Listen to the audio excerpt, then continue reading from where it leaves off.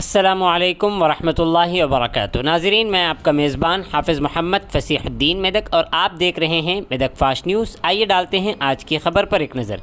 MLA Medak Shrimati M Padma Devendra Reddy ने आज अपने दौरे मेदक के मौके पर एमएलए कैंप ऑफिस में 80 सीएमआर रिलीफ फंड से फ़ायदा उठाने वालों को 46,40,000 रुपये के चेक हवाले किए। इस मौके पर उन्होंने मीडिया के नुमाइंदों से बात करते हुए कहा कि तेलंगाना हुकूमत की जानिब से कई एक स्कीमात के ज़रिए गरीब अफराद को हर मुमकिन इक़दामात किए जा रहे हैं और साथ ही साथ हर तबके से ताल्लुक़ रखने वालों को फ़ायदा पहुँचाया जा रहा है। एमएलए पद्मा देवेंद्र रेड्डी ने अपने दौरे मेदक के मौके पर मेदक में ज़ेर तामीर मुख्तलिफ तरक्याती कामों का मुआयना किया और मुतअल्लिक़ा कंट्राक्टरों को जल्द अज जल्द कामों की तकमील की हिदायत दी। एमएलए पद्मा ने मज़ीद कहा कि आइंदा कुछ ही दिनों में मेदक मुस्तक़र में कई एक तरक्याती कामों का इफ्तिताह अमल में आएगा। इस मौके पर उनके हमराह AMC chairman mister Batti Jagapathi, vice chairman बलदिया मेदक मिस्टर ए मल्लिकार्जुन गौड़ के अलावा दीगर अहम शख्सियात शरीक रहे। आइए इस सिलसिले में एक तफसीली रिपोर्ट आप हजरात के पेश खिदमत।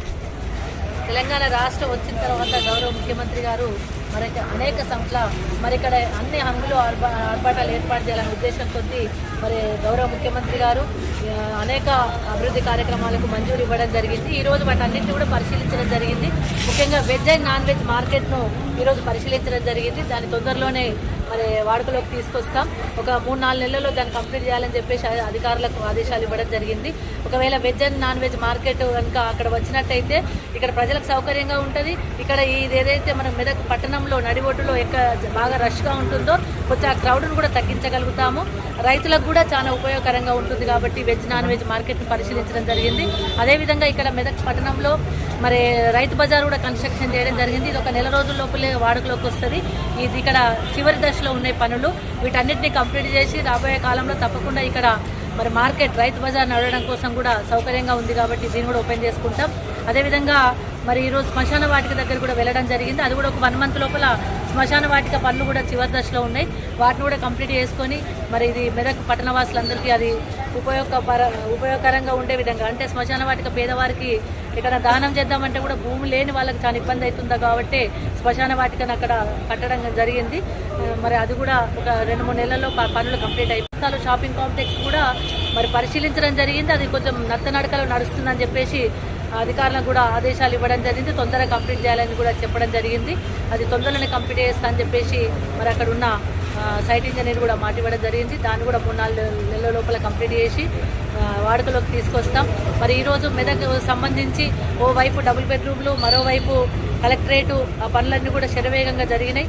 మరి కలెక్టరేట్ కూడా ఒక 1 మంత్ లోపల అది వాడుకలోకి రాబోతా ఉంది. గౌరవ ముఖ్యమంత్రి గారి చేతుల మీద ఇనాగ్రేషన్ జరుగుతుంది. అదేవిధంగా మిగతా అన్ని కూడా మరి చివరి దశలోకి వచ్చినాయి. అదే మెడికల్ కాలేజ్ కూడా గౌరవ ముఖ్యమంత్రి గారు ఈ నెలలో జీవో ఇస్తూ ఉన్నారు.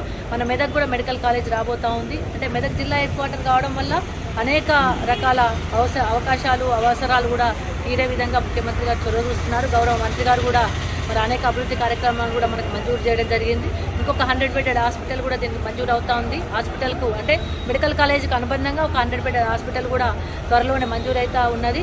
అదేవిధంగా 134 టెస్టులకు సంబంధించింది మొన్ననే మన హాస్పిటల్లో కూడా ఏర్పాటు చేసుకున్నాం. రేడియాలజీ, పాథాలజీ అట్లాంటివన్నీ కూడా ఇక్కడ ఏర్పాటైనాయి.